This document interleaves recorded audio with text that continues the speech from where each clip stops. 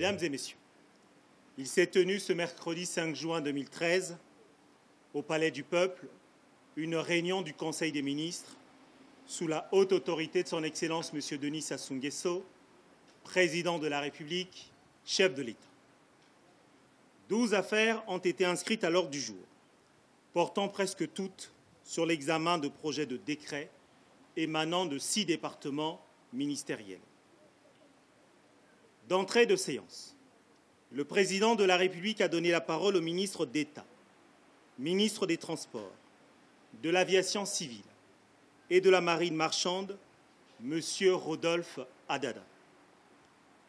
Répondant à l'apostrophe du chef de l'État, le ministre d'État, Rodolphe Adada, a présenté un projet de décret portant approbation des statuts du Conseil congolais des chargeurs. En réalité, ce projet de décret propose des corrections au décret du 31 décembre 2010 relatif au statut du Conseil congolais des chargeurs, en le réinsérant dans un statut juridique conforme à l'ordonnance du 23 février 2000 qui lui reconnaissait déjà une personnalité publique à caractère industriel et commercial. Cette révision des statuts du Conseil congolais des chargeurs devrait contribuer à garantir l'efficacité de son action, d'autant plus qu'elle évolue dans un secteur marchand et propose à titre onéreux des produits aux chargeurs et aux professionnels des transports. Après un débat technique et juridique gravitant autour des notions d'établissement public industriel et commercial ou bien d'établissement public administratif, avec l'idée sous-jacente d'arriver à une harmonisation statutaire des entités opérant pour le compte de l'État, il est par la suite revenu au ministre des Mines et de la Géologie, représenté par le ministre de la Recherche scientifique, M. Bruno Jean-Richard Itoua, à soumettre pour adoption au Conseil des ministres 7 projets de décret portant attribution et renouvellement de permis de recherche minière. Un permis de recherche pour l'or, dit permis Izindi Nord, dans le département du Niari, en faveur de la société Allante Ressources au Congo. Un permis de recherche pour le fer, dit permis Léké, dans le département de la Cuvette Ouest, en faveur de la société Alpha Minéral. Un permis de recherche pour le fer, dit permis Amba Mbaya, dans le département de la Cuvette Ouest, en faveur de la société Alpha Minéral. Un permis de recherche pour le fer, dit permis Moussondi Fer Est, dans le département du Niari, en faveur de la société Congo Mining. Un permis de recherche pour le fer, dit permis Moussondi Fer Ouest, dans le département du Niari, en faveur de la société Congo Mining.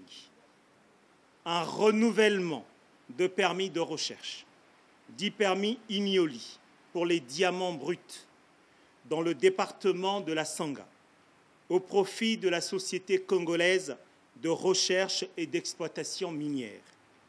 Un renouvellement de permis, dit permis Kekele, Lengi-Lengi, pour l'or et les substances connexes dans la Cuvette Ouest, au profit de la Société congolaise de recherche et d'exploitation minière. Ces 7 projets de décret ont reçu l'approbation du Conseil des ministres.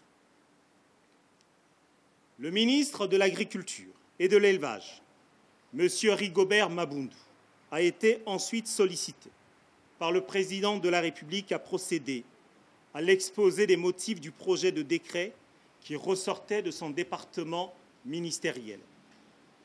Il a présenté un projet de décret modifiant certaines dispositions du décret du 25 juin 2008 portant approbation des statuts du Fonds de soutien à l'agriculture.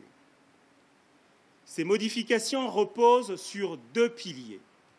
Le premier pilier est celui de l'obligation de se conformer à l'article 11 du décret du 30 novembre 2002 fixant les attributions et la composition des organes de gestion et de tutelle des entreprises et des établissements publics. Conformément aux exigences de ce premier pilier, le comité de direction est dorénavant composé ainsi qu'il suit.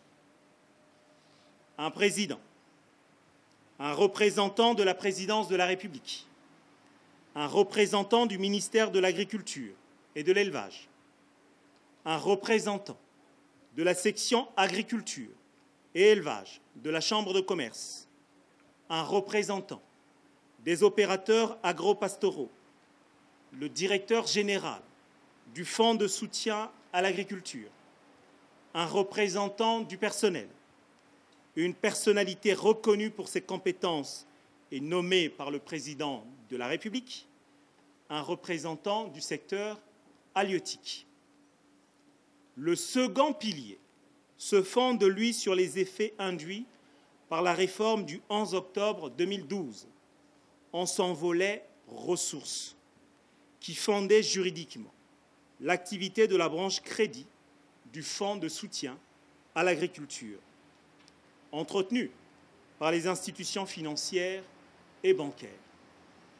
Aussi, les ressources du Fonds de soutien à l'agriculture sont-elles constituées par la subvention de l'État, les produits de placement, les dons et legs. Ce projet de décret modifiant certaines dispositions du décret du 25 juin 2008 portant approbation des statuts du Fonds de soutien à l'agriculture a reçu du Conseil des ministres un avis favorable. Le projet de décret fixant les conditions d'agrément à l'exercice de l'activité des travaux publics, auxiliaires et assimilés pour le compte de l'État a fait l'objet d'un exposé du ministre de l'Équipement et des Travaux publics, M. Émile Wosso. La prolifération accrue des acteurs dans ce secteur d'activité, dont le dynamisme s'est accru ces dernières années, avec la construction de grandes infrastructures publiques, exige davantage de rationalité dans la conduite des projets et surtout un arsenal juridique adéquat. Aussi, toute personne physique ou morale désireuse d'exercer une activité se rattachant aux travaux publics est tenue d'obtenir au préalable un agrément délivré par le ministère chargé des travaux publics.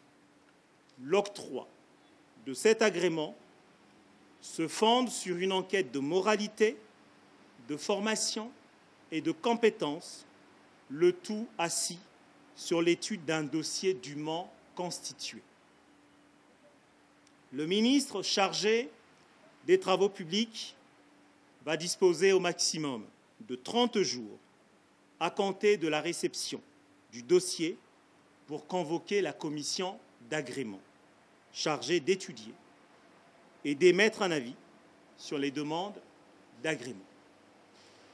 L'agrément, on doit le rappeler, reste un acte administratif et ne saurait de ce fait être appréhendé comme un élément du fonds de commerce en raison de son caractère personnel, de son caractère incessible et de son caractère intransmissible. Tenant compte de toutes les interventions suscitées par ce projet de décret, il en ressort qu'il a l'ambition de répondre aux impératifs de gouvernance, du climat rénové des affaires, de la sécurité contractuelle, mais aussi d'assainir le secteur en garantissant la transparence, d'en faire un véritable levier de compétitivité et de réaffirmer l'accès de tous à la commande publique.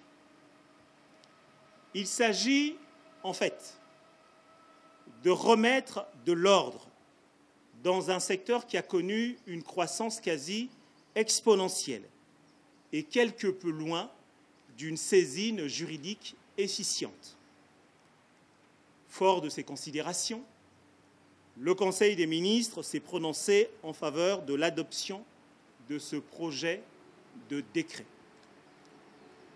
À la suite de cette adoption, le président de la République a invité le ministre de l'enseignement primaire, secondaire et de l'alphabétisation, M. Elo Manson Mampuya, à prendre la parole. Avec la publication des décrets du 27 février 2012 portant suppression des épreuves orales du baccalauréat et du 30 mai 2012 instituant la gratuité des frais d'inscription aux examens et concours des enseignements primaires, secondaires, techniques et professionnels, le décret du 21 mai 1992 portant organisation du baccalauréat a fait montre de faiblesse et de bien d'incompatibilité qui demandaient de toute urgence à être modifié et complété. De sorte que le ministre de l'enseignement primaire, secondaire et de l'alphabétisation, M. Elo Manson Mampuya, a-t-il tenu à proposer au Conseil des ministres un projet de décret modifiant et complétant le décret du 21 mai 1992 portant organisation du baccalauréat. Les modifications et les compléments portent principalement sur la qualité des candidatures, la composition des dossiers d'inscription au baccalauréat, les moyennes d'admission, le tirage au sort pour les séries scientifiques et bien sûr les mentions. L'attention du Conseil des ministres a été par ailleurs attirée sur le fait que bien des candidats, suivant régulièrement leur scolarité dans une ville, se donnaient des moyens peu légaux pour se présenter à des examens dans une autre ville. Les ministres en charge du secteur éducatif ont été appelés, avec la plus grande des solennités, à rompre ce cycle peu vertueux. Le Conseil des ministres a adopté ce projet de décret modifiant et complétant le décret du 21 mai 1992 portant organisation du baccalauréat. Dans la même perspective réelle, un projet de décret présenté par le ministre de l'enseignement technique, professionnel, de la formation qualifiante et de l'emploi, M. Serge Blaise Zoniaba, modifiant l'annexe 2 du décret du 27 février 2012 portant suppression des épreuves orales du baccalauréat a été adopté par les membres du Conseil des ministres. La raison en est simple. La première expérience du décret du 27 février 2012 portant suppression des épreuves orales du baccalauréat a mis en exergue un constat quelque peu amer, à savoir que le nombre important de matières et leur volume horaire élevé au deuxième tour du baccalauréat technique ont fait de celui-ci un second baccalauréat. La nécessaire rationalisation organisationnelle du baccalauréat technique a conduit donc le ministre Serge Blaise Zoniaba à proposer au Conseil des ministres les ajustements structurants suivants. Les candidats composent dans toutes les matières, mais celles du premier tour ne reviennent plus au second tour, évitant de la sorte aux candidats admissibles de subir en quelque sorte un deuxième baccalauréat. La note du rapport de stage dans la série R, Sciences et techniques agricoles, ne sera plus prise en compte au baccalauréat car ce stage s'effectue pendant l'année de passage de la première à la terminale, alors que l'évaluation n'interviendra que 9 mois plus tard, laissant alors libre cours à toutes les imaginations possibles, ce qui n'était pas bien entendu admissible. Le contenu des épreuves du deuxième tour est allégé et leur durée ajustée en conséquence. Le Conseil des ministres a donc, faut-il le rappeler, approuvé les modifications de l'annexe 2 du décret du 27 février 2012 portant suppression des épreuves orales du baccalauréat. Le Conseil des ministres a procédé à une série de nominations et concernait le ministère de la Justice et des Droits humains. Est nommé inspecteur général des juridictions et des services, M. Michel Mvouo. Est nommé inspecteur général adjoint des juridictions et des services judiciaires, M. Jean-Jacques Kamba. Enfin, sur invitation de son Excellence M. Denis Sassou Nguesso, président de la République du Congo, son Excellence M. Alassane Ouattara, président de la République de Côte d'Ivoire, effectuera une visite officielle au Congo du 7 au 9 juin 2013, historique, du fait qu'elle constitue la première d'un chef d'État ivoirien au Congo. Cette visite sera une occasion privilégiée pour les deux présidents d'aborder une série de questions d'intérêt commun, d'ordre bilatéral et multilatéral, notamment la redynamisation de l'axe d'amitié et de coopération Brazzaville-Abidjan, l'instauration d'un dialogue politique permanent de haut niveau sur les questions de paix, de sécurité, de développement économique et social, d'intégration africaine et de coopération internationale. Commencée à 10 h, la réunion du Conseil des ministres de ce mercredi 5 juin 2013 a pris fin à 13 h.